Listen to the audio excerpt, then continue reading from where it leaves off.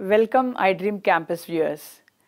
మీరు గ్రాడ్యుయేట్స్ అయినా post graduates అయినా డెఫినెట్గా జాబ్ ఆస్పిరెంట్స్, ముఖ్యంగా మీకైతే ప్రత్యేకంగా, లేదా ఫైనల్ ఇయర్ స్టూడెంట్స్ అయినా కూడా మీరు ఈ రోజు నుంచి ఒక 4-5 రోజుల పాటు చేయబోయే ఈ పర్టికులర్ టాపిక్ని చూసి మీరు యూస్ఫుల్గా ఫీల్ అయ్యి మీరు దీన్ని ఫాలో అయ్యి మీరు దీనివల్ల లాభం పొందాలని మా యొక్క రిక్వెస్ట్.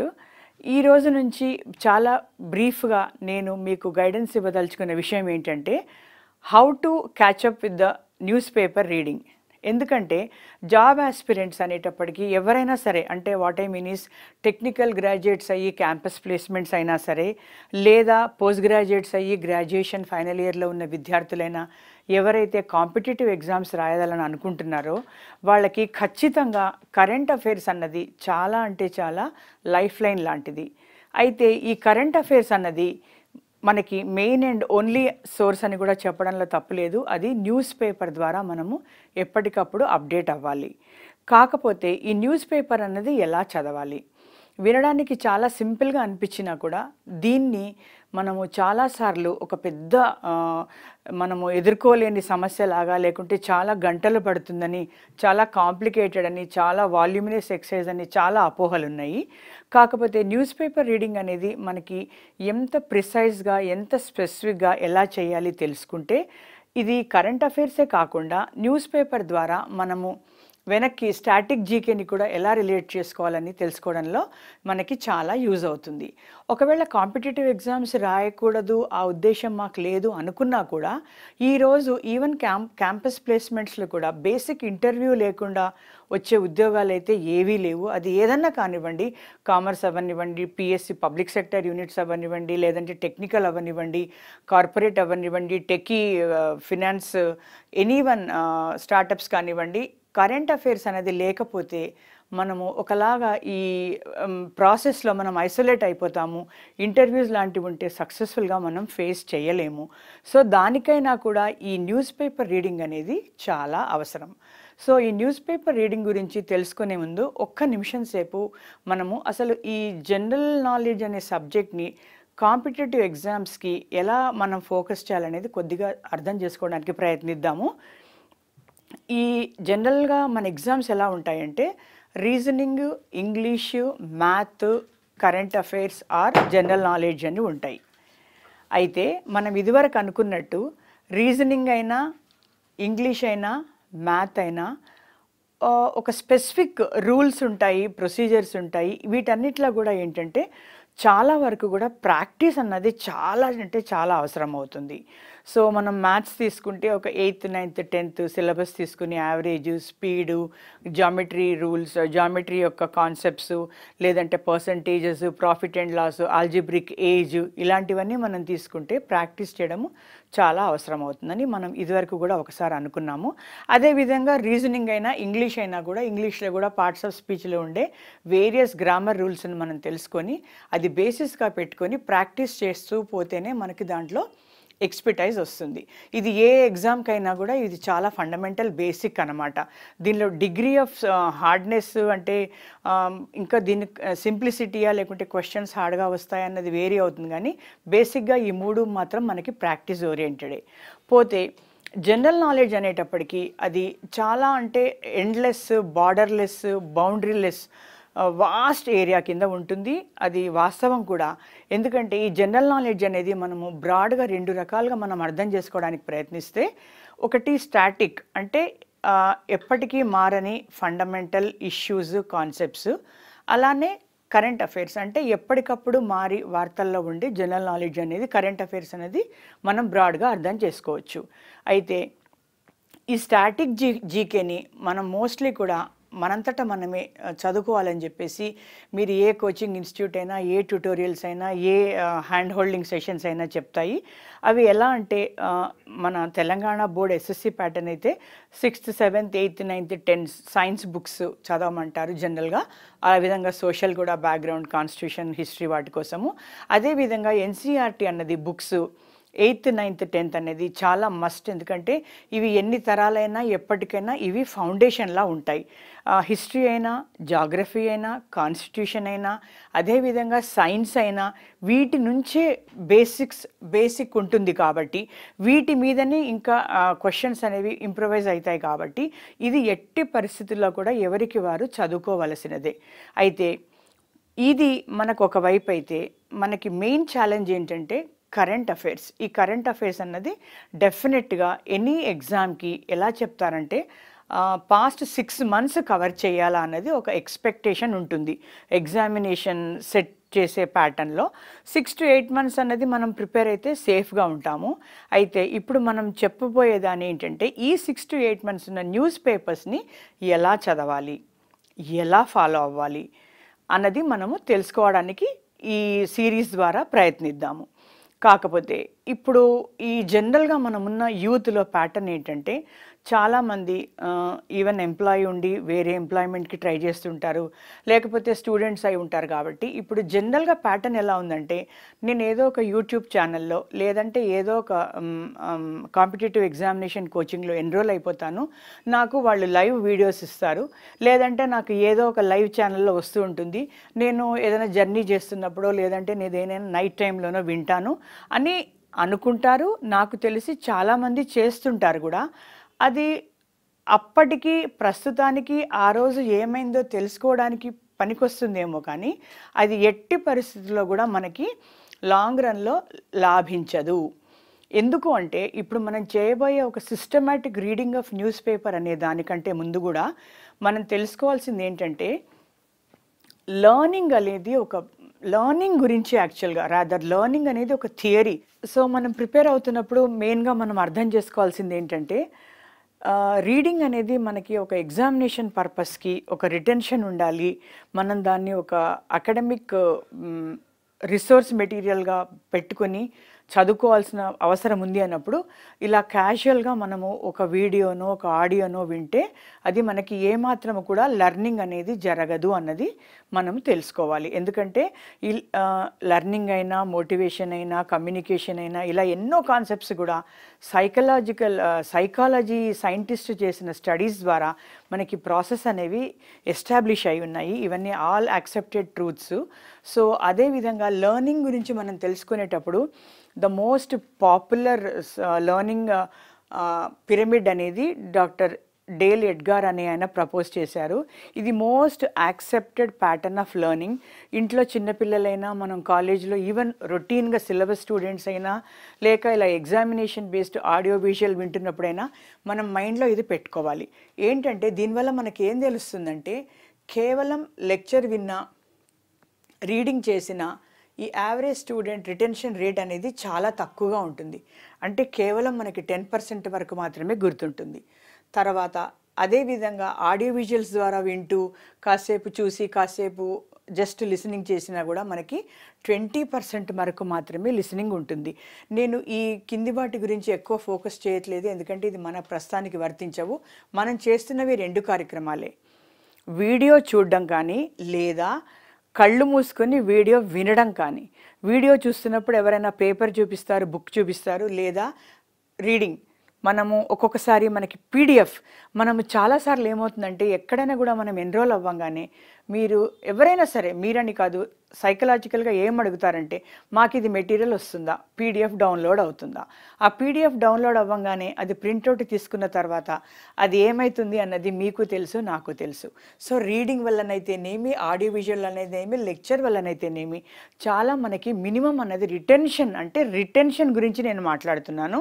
మనకి విన్నప్పుడు బాగానే ఉంటుంది, మహా అంటే పక్క రోజు ఒక 50% గుర్తుంటుంది, ఆ తర్వాత రోజు అంటే ఇవాపరేట్ అయిపోతూ ఉంటుందన్నమాట. అండ్ పైగా మనం ఇది ఎవ్రీడే వింటుంటాం కాబట్టి, ఎవ్రీడే లెర్నింగ్ కాబట్టి పాతవన్నీ కూడా ఇమాజిన్ 6 months వరకు కూడా మనం సిస్టమేటిక్గా ప్రిపేర్ అవ్వాలంటే మనము ఇది చాలా ఇంపార్టెంట్, మీరు గుర్తుపెట్టుకోవాలి. లెక్చరు, రీడింగు, ఆడియో విజువల్ వల్ల మనకి లాంగ్ రన్లో లాభం ఉండదు. ఓకే, లాభం ఉండదు. మరి ఏం చేయాలి, ఎలా చేయాలి? Okay, will just try to know next. So what I'm coming to say is, even ఈ లెక్చర్ రీడింగ్ అయినా కూడా ఈ జీకే అన్నది ఇప్పుడు ఎలా ఉందంటే మనకి ఎన్నో ప్లాట్ఫామ్స్ ఉన్నాయి. ఎన్నో కోచింగ్ ఇన్స్టిట్యూట్స్ ఉన్నాయి, ఎన్నో యూట్యూబ్ ఛానల్ వాళ్ళు వాళ్ళ ఓన్ పీరియాడిసిటీలో ఈ పేపర్స్ అనేవి వాళ్ళు సమరీలా ఇస్తున్నారు. కొందరు డైలీ ఇస్తున్నారు, కొందరు నేను చూశాను వీక్లీ వీకెండ్లో ఇస్తారు, కొందరు బై వీక్లీ ఇస్తారు, లేకపోతే కొందరు మంత్లీ ఇస్తారు, ఇంకా కొందరు క్వార్టర్లీ అని లేదంటే హాఫ్ ఇయర్లీ అని ఇస్తారు. లేదంటే మనకు తెలిసిందే మంత్లీ జీకే బుక్స్ కూడా దొరుకుతాయి. దానికి ఏవో పేర్లు ఉంటాయి, నేను పేర్లు చెప్పదలుచుకోలేదు. అంటే ఆ మంత్లో జరిగిన విశేషాలు ఏంటి, ఈవెంట్స్ ఏంటి, ఎవరు ప్రముఖులు అంటే ఎవరు వ్యక్తుల్లో వార్తల్లో వ్యక్తులు, రిలీజ్ అయిన బుక్స్ ఏంటి, ఇలా అసార్టెడ్ ఇన్ఫర్మేషన్ అంతా మనకి ఒక్క దగ్గర ఒక్కసారి దొరుకుతుంది. సో మనం షార్టేజ్ ఆఫ్ టైం వల్లనైతేనేమి, లేకపోతే మనకి కాస్త అవగాహన లేకపోవడం వల్లనైతేనేమి ఇలాంటివి చదివి లేదంటే ఈ వారానికి ఒకసారో పీరియాడిక్గా ఒకసారో వినేస్తాను అనుకుంటే మనం మళ్ళీ ఈ రెండిట్లో పడతాం. ఈ రెండిట్లో పడి మర్చిపోవడమే కాకుండా ఈ జనరల్ నాలెడ్జ్ అనేది అలా చదువుతున్నప్పుడు ఒక బై హార్ట్ అంటే బట్టి అంటారు కదా, ఒక అంటే జస్ట్ మెకానికల్గా అది గుర్తుపెట్టుకోవడానికి ట్రై చేసినట్టు అవుతుంది. అవి ఖచ్చితంగా కూడా మనం మర్చిపోతాము. ఎందుకంటే మనము మైండ్ మాత్రం కూడా కరెక్ట్గా అప్లై అవ్వదు. మన మైండ్లో టెన్షను యాంగ్జైటీ వచ్చేసి ఏ కప్పు ఎవరిది, ఏ బుక్ ఎవరిది, ఏ ఈవెంట్ ఎక్కడైంది, ఎవరికి ఏ ప్రైజ్ వచ్చింది, ఎవరికి అవార్డు వచ్చింది, ఈ ఈవెంట్ ఏంటి, ఈ టెన్షన్లో పడి మనకు అస్సలు లాజిక్ అనేది పోతుంది. సో ఈ లెర్నింగ్ అనేది మీరు ఎంత సిస్టమేటిక్గా, ఎంత డైలీ బేసిస్లో, ఎంత సింప్లిఫైడ్గా చేస్తే మనకు, నేను మాట్లాడుతున్నది ఎగ్జామినేషన్ పర్పస్ కానీ ఇంటర్వ్యూ పర్పస్ కానీ, interview maybe slightly more informal, కానీ ఎగ్జామినేషన్ అనేది మాత్రము మనము లైట్గా తీసుకుంటే మాత్రం మనకి టైం వేస్టే తప్ప మనకి బెనిఫిట్ అవ్వదు. సో మనం గుర్తుపెట్టుకోవాల్సింది ఏంటంటే మనము ఈ జనరల్ నాలెడ్జ్ అనేది ఆర్టిఫిషియల్ విని కేవలం దానివల్ల వస్తుందని అనుకోకూడదు. అదేవిధంగా దీన్ని షార్ట్కట్ మెథడ్స్లో వారానికి ఒకసారి విందాన్లే, లేదంటే మంత్లీ ఒకసారి అనాలిసిస్ ఎవరో చెప్తే విందాన్లే, లేకపోతే ఎవరో పీడిఎఫ్ ఇస్తే మనం ప్రింట్అవుటో డౌన్లోడ్ చేసి చూసుకుందాంలే, లేకపోతే ఒక బుక్ వస్తుంది మంత్లీ కొందాంలే అని అంటే మాత్రం మనకి అది ఎక్కువగా లాభం చేకూర్చదు. సో ఇప్పుడు మనం ఏం గుర్తుపెట్టుకోవాలంటే ఇది ఒక్కటే కాకుండా ఇది కూడా మీరు గుర్తుపెట్టుకోవాలి. అంటే మనం కరెక్ట్ దిశలో వెళ్తున్నామా లేదా, కరెక్ట్ మెథడ్తో చేస్తున్నామా లేదా. అంతేగాని స్పీడ్గా మనం అనుకున్నట్టు వారంలో ఒకసారి చేసేద్దాము, 5 రోజులు ఒకసారి చేసేద్దామంటే మనకి దానివల్ల జరిగే లాభం మాత్రం చాలా తక్కువగా ఉంటుంది. ఓకే, ఎందుకంటే మనం ముందు అనుకున్నట్టుగా ఈ కరెంట్ అఫైర్స్ అనేది ఈ న్యూస్ పేపర్ ద్వారా మనం తెలుసుకుంటున్నప్పుడు అది ఆ యొక్క వార్తే కాకుండా దానికి రిలేటెడ్ మనం ఇదివరకు అనుకున్నట్టు స్టాటిక్ జనరల్ నాలెడ్జ్కి కూడా లింక్ అవ్వబడతాయి. అది ఎలా అవ్వబడతాయి, మనం దాన్ని రిలేట్ చేసుకోవాలా అన్నది మనం ఒకసారి చూస్తాం తర్వాత.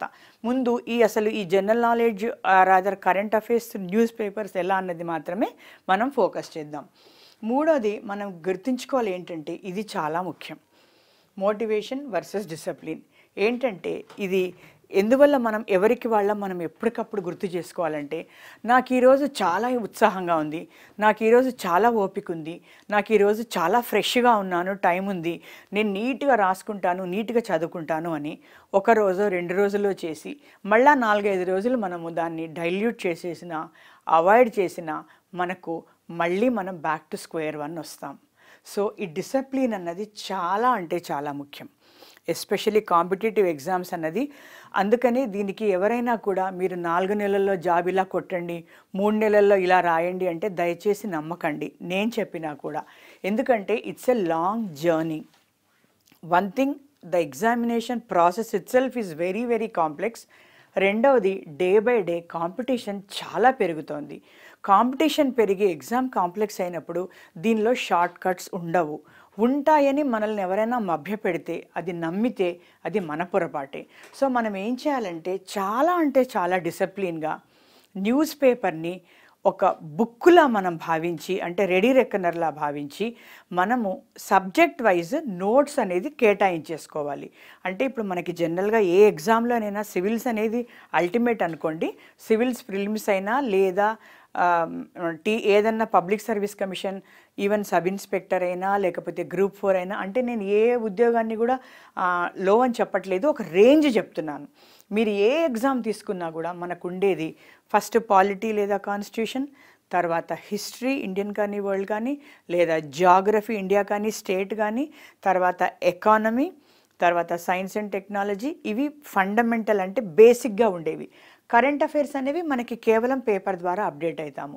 సో ఈ 5 సబ్జెక్ట్స్కి మనకు ఒక బేసిస్ అనేది మనం అనుకున్నాం కదా, ఎస్ఎస్సి కానీ ఎన్సీఆర్టీ బుక్స్ కానీ చదువుతూ దాన్ని ఒక గ్రాడ్యువల్గా మనం బిల్డప్ చేసుకోవాలని. దానిలో ఏం అడుగుతారు, దానిలో మనం ఏది ఎక్కువ స్ట్రెస్ ఇవ్వాలనేది ఈ పేపర్ ద్వారా మనము ఒక మనకు ఇది ఒక గైడ్ లాగా ఉపయోగపడుతుంది న్యూస్ పేపర్ అనేది. ఎందుకంటే చాలాసార్లు వార్తల్లో ఉన్నది ఉన్నట్లు కాకుండా దానికి సంబంధించిన ఎక్కడో బేసిక్ ఫండమెంటల్ కానీ బ్యాక్గ్రౌండ్ కానీ అడిగినప్పుడు మనం ఇది ఎందుకు అడిగారా అని మనకి సర్ప్రైజ్ అయినా కూడా దానికి లింక్ అలా ఉంటుందన్నమాట. ఇప్పుడు అవుతున్న competitive exams day by day చాలా అంటే చాలా కాంప్లికేటెడ్గా, ట్రిక్కీగా, ట్విస్టెడ్గా వస్తున్నాయి.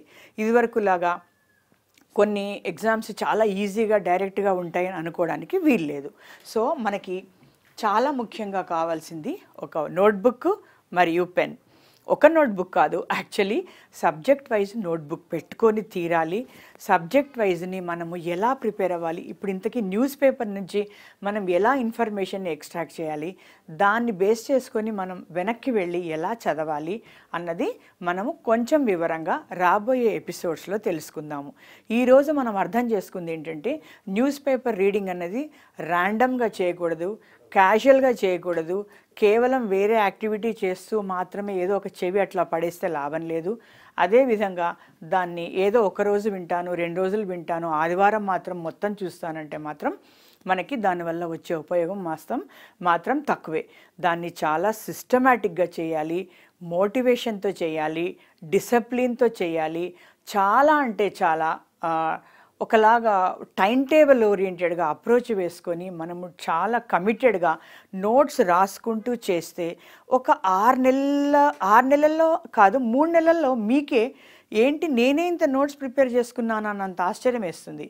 అండ్ మనము ఆ నోట్స్ ప్రిపేర్ చేత్తో చేసుకుంటాం కాబట్టి, మన ఓన్ చేత్తో చేసుకుంటాం కాబట్టి మనకి ఇది almost like will be self teaching. అంటే మైండ్ పనిచేస్తుంది, కళ్ళు పనిచేస్తాయి, మనం రాసుకుంటాం మెయిన్గా.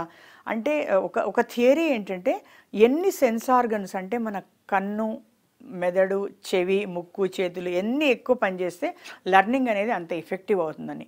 చదివినప్పుడు కేవలం కళ్ళు మాత్రమే, విన్నప్పుడు కేవలం చెవులు మాత్రమే అన్నట్టుంటాయి కాబట్టి వాటి యొక్క రిటెన్షన్ చాలా తక్కువ ఉంటుంది. సో నోట్స్ రాసుకోవడం అనేది అది చాలా అంటే చాలా అవసరం. అది నోట్స్ అంటే పెన్ను పేపర్ చేత్తోని కాకుండా, ఈవెన్ ఇప్పుడు మీరంతా యంగ్ జనరేషన్ కాబట్టి సాఫ్ట్ కాపీస్లో మీరు ఆన్లైన్ మీ ఓన్ నోట్స్ మీరు అది వర్డ్లోనో రాసుకున్నా తప్పలేదు, కానీ మీ యొక్క involvement with hand and mind ఉండి తీరాలి. లేకపోతే మాత్రము దీనివల్ల మనకి ఎక్కువ లాభం ఉండదు. ఈ న్యూస్ పేపర్ రీడింగ్ గురించి ఎవరు ఎన్ని చెప్పినా కూడా ఇది వాస్తవము. ఎవరికి వాళ్ళ అటెంప్ట్స్ అయిపోయాక ఫీల్ అవుతారు, అయ్యో నేను ఇలా చేయకుండా ఉండాల్సిందని. దీనికి ఏ మెటీరియల్ కూడా మనకి కొంతమేరకు మాత్రమే సహకరిస్తుంది, దాన్ని మించి సహకరించదు. మన ఓన్ ఇన్వాల్వ్మెంట్ ఉంటేనే మనకి కంట్రోల్ ఉంటుంది. సో ఈ యొక్క ఇంట్రడక్షన్తో, ఈ యొక్క బిగినింగ్తో ఒక రాబోయే 2-3 ఎపిసోడ్స్ ద్వారా మనం న్యూస్ పేపర్ రీడింగ్ని, ఎటువంటి న్యూస్ ఐటమ్స్ మనం చదవాలి, రఫ్గా ఆ పేపర్ చదవడానికి ఎంత టైం పడుతుంది, దాని వెనకాల మనం ఎలా నోట్స్ ప్రిపేర్ చేయాలని తెలుసుకుందాం. మరి ఈరోజు ఎపిసోడ్స్ మీకు అందరికీ కాస్త యూస్ఫుల్ అయిందని నేను భావిస్తాను. Thank you.